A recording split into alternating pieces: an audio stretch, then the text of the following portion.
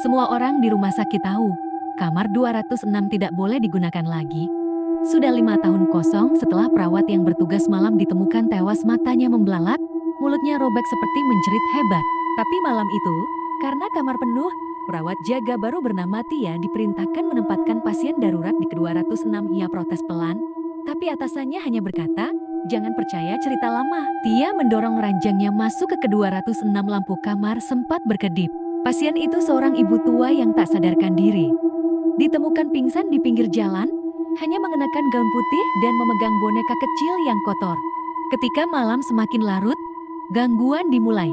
Pukul 00,37 lampu kamar 206 mati total. Pukul 01,0 TKTV menampilkan gambar aneh seorang wanita berdiri di sudut kamar, padahal seharusnya kamar hanya berisi pasien koma. Pukul 01,42 Tia mendengar suara anak kecil tertawa, padahal seluruh lantai itu ruang perawatan dewasa. Pukul 02,0 Tia mengecek kamar ke-206. Pasien sudah duduk di ranjang, padahal sebelumnya koma.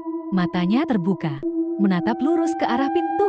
"Ibu," panggil Tia, gugup. Wanita itu menggerakkan tangan, menunjuk ke bawah tempat tidur. Dengan napas berat, Tia mendekat, berjongkok, dan mengintip ke kolong tempat tidur. Ada wajah lain di sana. Bukan wajah wanita tua, tapi wajah anak kecil, dengan mata menghitam dan mulut lebar seperti robek sampai telinga. Anak itu berbisik, "Jangan bangunkan ibu." Tia terjatuh. Ketika ia menoleh ke ranjang, wanita tua itu sudah berdiri tepat di belakangnya, memegang boneka dengan kepala terputus. Tia pingsan. Pagi harinya, tim medis menemukan Tia duduk diam di pojok kamar ke-206, matanya kosong. Tangannya memegang boneka yang sama, kini bersih dan utuh. Tidak ada pasien di ranjang, tidak ada rekam data siapapun yang masuk ke 206 malam itu. Tia dirawat selama 2 minggu di bangsal psikiatri. Saat ditanya apa yang ia lihat, ia hanya berbisik, "Itu bukan pasien, itu ibu saya." Pihak rumah sakit menyelidiki. Ternyata ibu Tia hilang 5 tahun lalu setelah membawa anaknya lari dari suaminya yang kasar.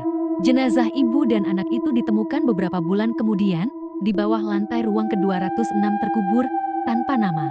Sejak saat itu, setiap perawat baru yang kehilangan arah akan mendapat kunjungan pasien di kamar ke-206. Dan jika kamu mendengar suara anak kecil berkata, "Jangan bangunkan ibu, jangan lihat ke kolong ranjang." Apapun yang terjadi, karena mereka hanya ingin satu hal, ditemani.